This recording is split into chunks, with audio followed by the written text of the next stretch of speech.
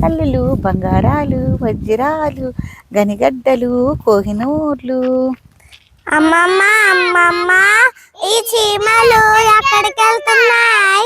నిజమే నాన్న, చీమలు ఆ పొలంలోంచి వాటికి కావాల్సిన ఆహారం తీసుకుని బారులు కట్టి వాటి ఇంటికి వెళ్తున్నాయి నాన్న. చూడు.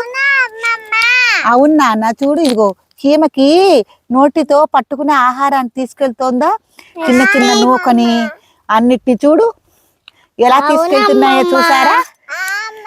భలే. మరి కూర్చోండి చెప్తా. చీమలు ఆహారాన్ని నోటితో పట్టుకుని తీసుకుని వెళ్తున్నాయి.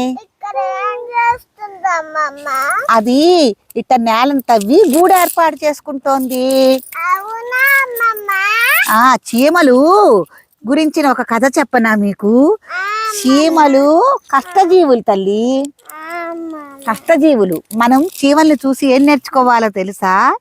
జీవితంలో ప్రతి మనిషి కష్టపడి ఆహారాన్ని సంపాదించుకోవాలని మనకు చెబుతున్నాయి. అవును, తెలిసిందా ఇప్పుడు చీమల గురించి కదా? రేపు మీ ఫ్రెండ్స్ అందరికి చెబుతారా? చీమలకి ఇక్కడ వేస్తే అవి ఆహారంగా తింటాయి. సరేనా? ఇప్పుడు ఇంట్లోకి వెళ్ళి మనం గోధుమ రూకాను పంచదార తీసుకొచ్చి చీమలకి వేద్దామా తల్లి? వేద్దామా? సరే.